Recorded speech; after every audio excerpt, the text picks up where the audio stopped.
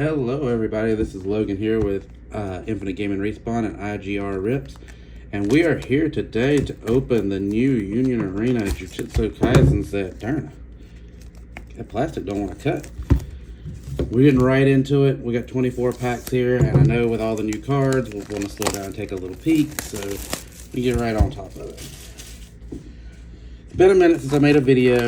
I am going to try to get back into making videos more regularly. We made some changes in the store, trying to set up to do in-store pickups and stuff, so things got a little hectic, and yeah. But we're gonna try to get back into the regular. We got a lot of games that were released in the last month, which has also kept us busy, but we're gonna try to go back and do some videos of those. All right, this is releasing tomorrow. We're doing a midnight release tonight. So I wanted to go ahead and open some stuff, I'm excited for this. It's one of my favorite games. All right, so out of the box topper, you can get a commons only, but the only way to get foils of those commons. So those are always kind of cool. Make sure you sort of keep those to the side. They're normally worth a little bit more because of that.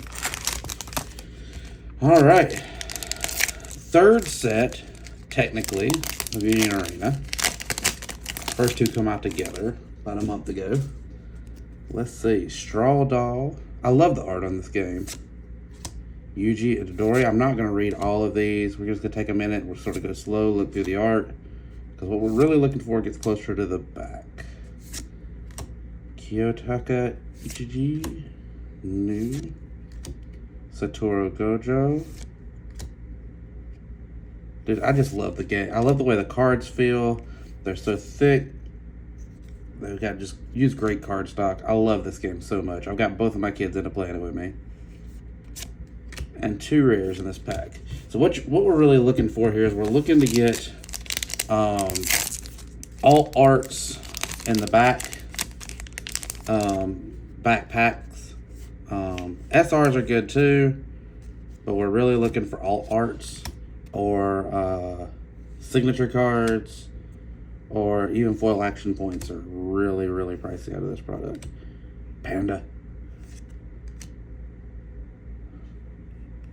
I know this game has been super popular in our store. It's one of our Union Arena night is one of our busiest nights of the week. SR, and I know this set's been highly anticipated. First SR of the box is a Megumi Fushiguro. The SRs even look sick. That's not an alt, that's just a regular SR. Set it to the side. Let's sort of set it down here. You'll normally get around, at least one SR per box. You hope for a two alt box, one alt art per box. You're hoping for a 2 alt box. You normally get about 6-ish SRs per box. That will fluctuate a little bit, but that's probably like the average. And then you'll get 2 action points per box typically, unless you get a foil one, then you'll get a third. Nice foil Yuji rare there. And our second SR comes in the very next pack, Kento Nanami. So there's our 2 SRs. Not a bad start. Still no alts. Knowing my luck, we'll probably only get 1 alt. I do not have the best luck opening this. I've opened a lot of this product, and I have not been able to get a single signature card. I've got 1 foil action point. And I mean, I've probably opened 10, 12 boxes of this between Bleach and Hunter x Hunter.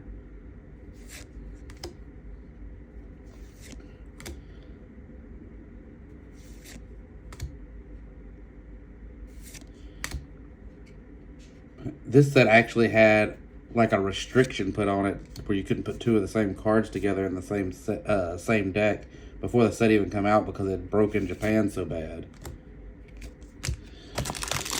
I'm interested to see how the game flows as we get more sets in. I like how they're doing the releases. They're basically doing 1 release per month, but because you can only build out of cards from within the same anime, it doesn't feel bad like when Magic has back-to-back releases or something like that, because you can just ignore sets if you don't like them.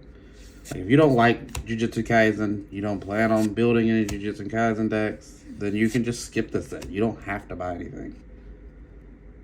Goodness gracious. Hold on, we gotta stop on this one. Play the site and set it active on your field. Switch to resting. Choose one Sukuna card on your field until end of turn. It gains all abilities listed below if you have the required number of Sukuna's finger cards in your sideline. 2 or more damage 2, 3 or more snipe, 4 or more impact 1. That's sick. I don't know how realistic that's going to be to get 2. I haven't looked enough at the set. I play this game a lot, but this is one I choose to not look at any meta lists. I look at cards and build for myself. That's why I enjoy playing this game personally. Oh, wow. A rare raid panda. Double block impact 1. When it attacks and wins a battle, this character gains without. Okay, so it's a 4,000 if it's been rated. It's a 3,000 if it plays out to raid. But it's also a 2 energy for 4, so that's also just not bad.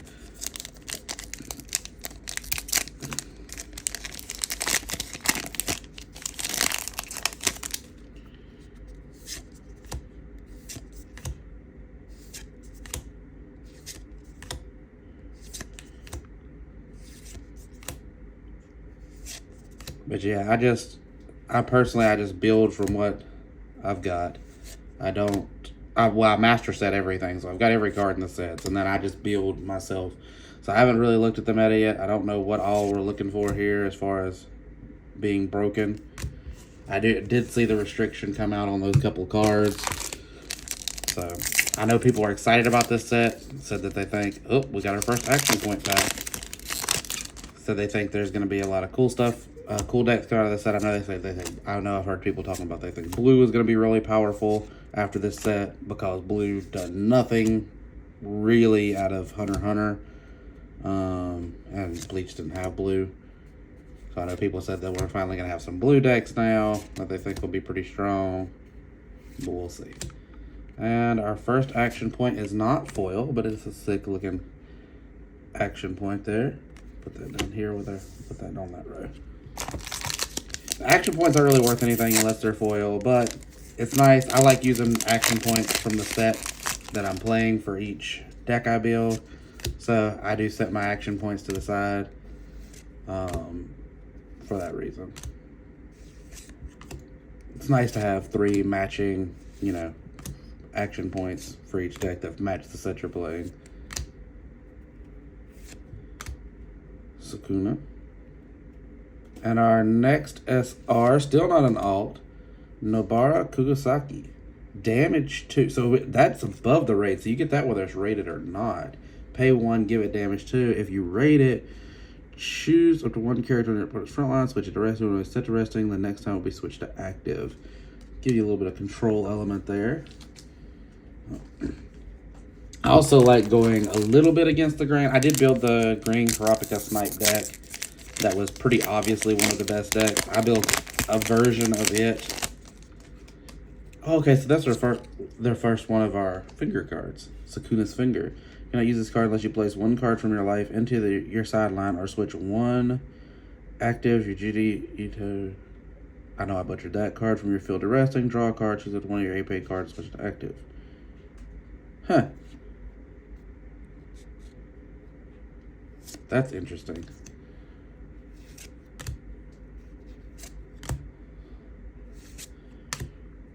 That's very interesting. We'll see.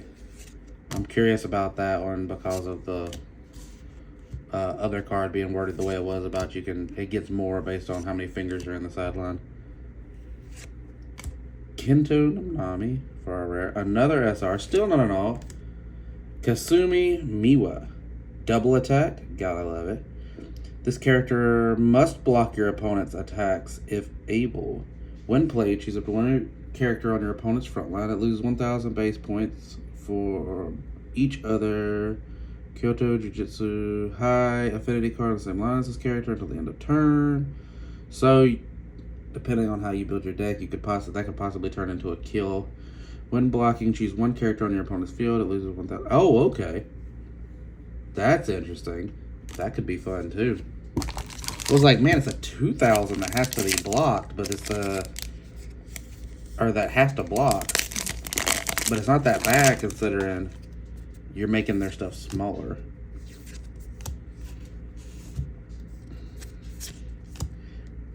The other good thing about this game is it's fairly cheap to play. Most of the decks cost around like 60, 80 bucks. And if you're doing like I'm doing, so I'm expecting, I've got myself and my 2 kids play this game.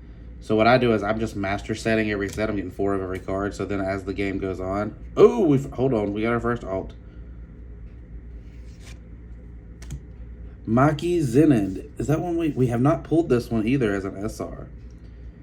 During opponent's turn, if you have 1 or more Cursed Tool affinity cards or 4 or more event cards in your sideline, this character gains 1,500 base points. When played, look at the top 2 cards of your deck, add one of those cards to your hand, and place the remaining into your sideline. That doesn't seem that great to me. Maybe I'm missing something. It may combo with something, but like just off of reading the card itself intrinsically, it doesn't sound that great. Sick looking art. Alright, so are we going to have a 1 alt box? Or are we going to find another one? We should at least have a couple more SRs. Even if you're doing what I'm doing and you're master setting everything, so you have... The reason I'm doing that is because they'll release set 2s of a few of these as time goes on. So I wanted to have the master sets, so that way if the meta changes and I need cards I didn't think I'd need, I could just go into the binders and pull them out. Even that's not super expensive. The boxes retail at or we sell anyways. I think retail's 80. We sell boxes at 75. But even with the boxes retailing at 80, typically I open about 4 boxes from every set is what I've been doing so far. And normally at the end of 4 boxes, you've got almost every card in the set. You might be missing like a couple of SRs that you didn't quite get 4 of. So,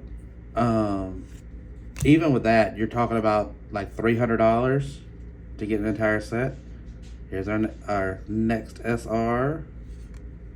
A Mojito. Raid. Choose up to 1 character in your opponent's front line and lose 2,500 base points until the end of turn. Add up to 1 transfigured human affinity or self-embodiment of perfection card from your sideline to your hand. Not bad. A little bit of recursion. Make some of their stuff smaller. They got some big 5K. You turn it into like a 2,500 till end of turn, where then if they block with it, it dies. Sort of force them to either lose their creature or take life. Seems decent. But yeah, you'll normally end up with most of your commons and uncommons by the end of like box 2. And then you can, you'll be missing a few rares and stuff. And like I said, in the box 4, you might be missing like 6 SRs you need. Even if you go out and buy those, you're probably only going to spend like maybe 20 bucks.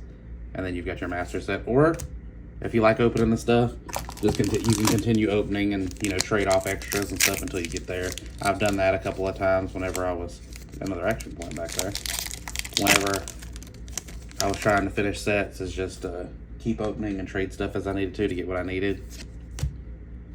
But 4 boxes seems like it's going to get you pretty close to there. It's kind of my plan going forward, to open 4 boxes and then take prize packs and stuff and sort of make that work. Divergent Fist. And not foil. I thought it was foil for a minute. I got excited. Not foil, but it is a different action point, which is nice. Start collecting the different ones. I like theming on to the deck when I can.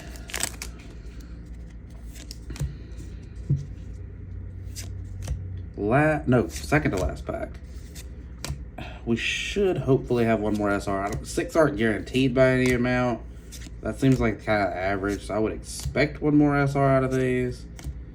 I would love to hit 1 more alt. Ah, we got a second alt. Let's go. It's a 1-star Mojito, just like the last one we pulled. But this time it's an alt. God, the alts look so good in this set. Let's go. That's the other thing. Personally, I use to keep this game fairly cheap. I don't keep any alts. I sell off all the alts. The only set I might decide to keep alts for, me, my kids, and my wife are pretty big Demon Slayer fans. So when the Demon Slayer set comes out in January, we may keep some alts there and sort of alt out the decks, because that's going to be like a set we all personally kind of like. But I sell the alts out of all my boxes and use that to pay for my, pay for the other boxes. Typically, I mean, sometimes you can hit it big. Like if you get a signature card or a foil action point, like that could be bigger. But typically, your alts, if you get a 2 alt box, which isn't super uncommon, you're only guaranteed 1. But another Maki Zen. This time, this is the non-alt version.